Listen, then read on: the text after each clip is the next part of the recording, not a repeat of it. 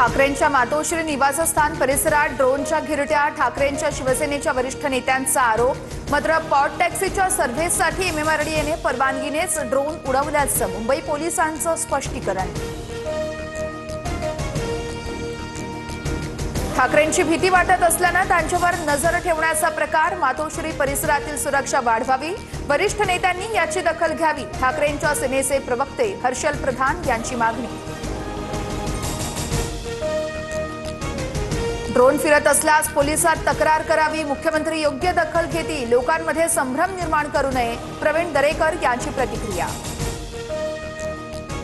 चुकीचं काम केल्यास कारवाई व्हावी, रोहित पवारांची प्रतिक्रिया। तर फडणवीसांच्या जवळच्या नेत्यांवर कारवाई होत नाही, पण भाजपला ज्यांचा गेम करायचा आहे त्यांच्यावर सुपरफास्ट कारवाई होते, रोहित पवारांची प्रतिक्रिया।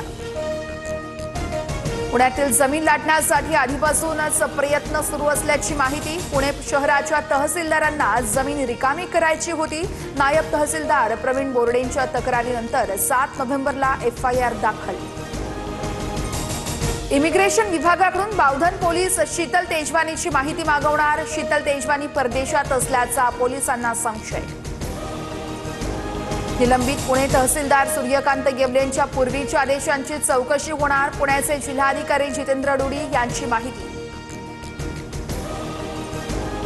पुणे जमीन प्रकरणातून काही गोष्टी शिकल्या पाहिजेत, आपल्याकडे चांगले वकील आहेत, त्यांचा सल्ला घ्यावा, अजित पवारांचा पार्थ पवारांना सल्ला। तर आज दुपारी बारामतीमध्ये अजित पवारांची पत्रकार परिषद। पालिका निवडणुकीच्या रणनीतीबाबत राज ठाकरेंची महत्त्वाची बैठक, मतदानाच्या दिवशी दुबार मतदानासाठी येणाऱ्यांवर मनसे नजर ठेवणार, सूत्रांची माहिती। उपमुख्यमंत्री एकनाथ शिंदे सांगली दौऱ्यावर, सांगलीमध्ये बैलगाडा शर्यतीचा थरार, थार आणि स्कॉर्पिओ कारसह आकर्षक बक्षिसं, जवळपास 2,500 बैलगाड्या स्पर्धेत सहभागी।